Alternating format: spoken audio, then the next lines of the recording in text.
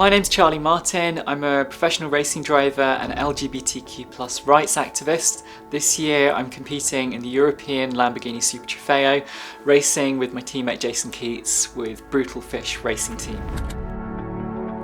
I started competing in motorsport around 2006. I began in hill climb.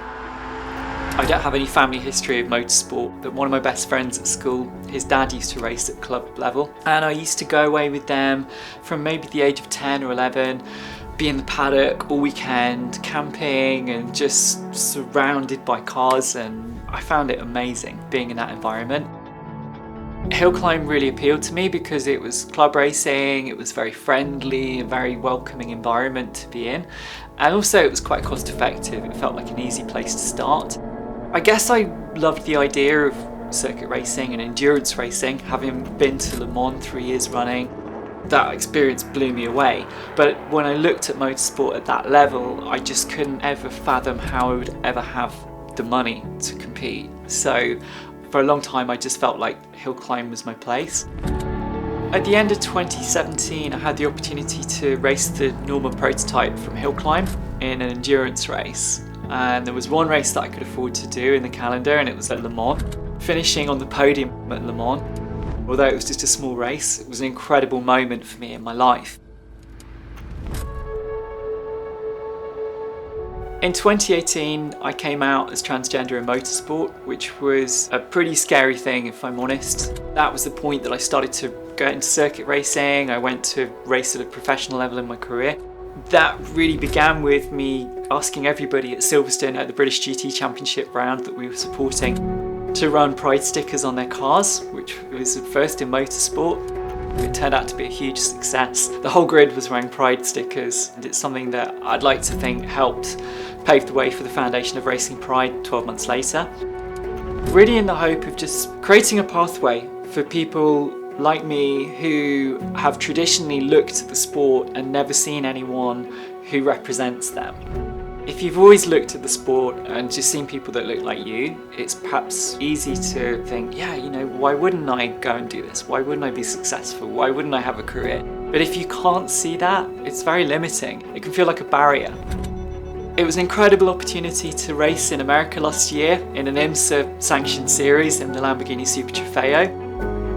And I came into that opportunity really through meeting my teammate, Jason Keats, the CEO of Awesome Products. We met during lockdown. We both share a massive passion for cars and for motorsport. We had a really successful season together with Dream Racing.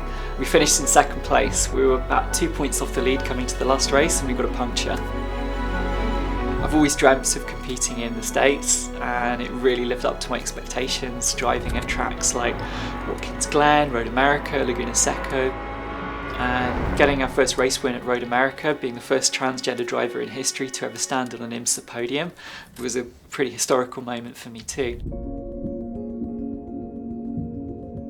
I think continually creating that awareness and that visibility and acceptance is more powerful and more important right now than it's ever been. We're seeing a huge backlash against transgender people competing in sport, with FINA and World Swimming, World Rugby, World Athletics, all closing their door to transgender women competing. Wherever you find yourself in terms of understanding this discussion right now, it's vital to realise that this affects people at all levels of the sport. You know, sport gives us so many benefits in terms of our mental health, in terms of our physical health, and there should be no barrier to anyone to participate. Back in 2012, when I started transition in motorsport, I gave up for a whole year. I was convinced no one would ever accept me in the sport. I think compared to that point in time, we're much, much further forwards. It's not happened overnight, it's not been easy.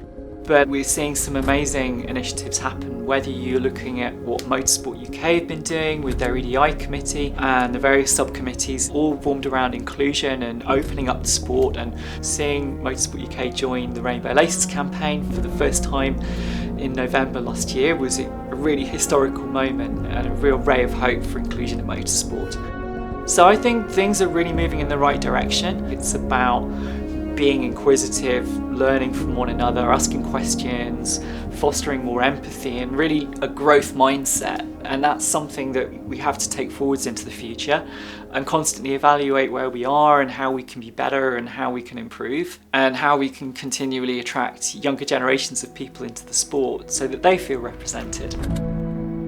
I've been wanting to get involved with Girls on Track UK for some time now, and I had the opportunity to start working at some events with them. It's been fantastic to go along and get involved. I do a lot of public speaking through the advocacy work that I do already, so this seemed like a natural fit in terms of using my voice, using my experience in a way that can help give back and inspire younger generations of girls to forge careers, to forge a pathway in motorsport.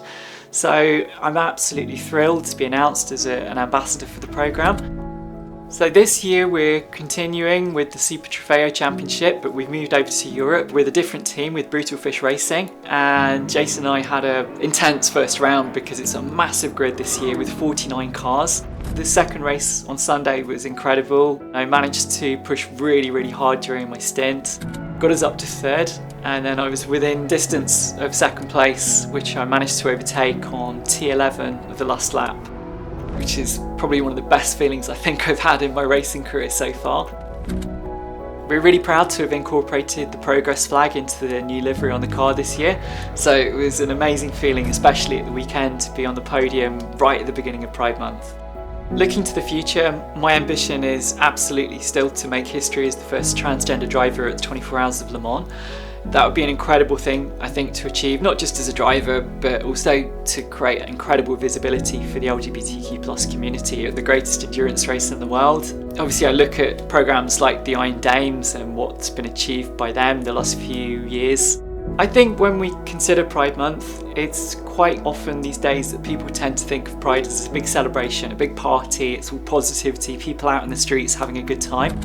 And that is true, but I think more than ever we need to remind ourselves of the fact that Pride began as a protest and it needs to continue to be that. It's a time to use your voice, to stand up for discrimination wherever you can. It's a time to advocate for equal rights and to continually try and promote acceptance and understanding. And we each have a role to take some kind of accountability to try and achieve that and try and do that wherever we can, in the workplace, at home, socially, and just try and do what you can this Pride and 365 days a year actually to speak up and speak out.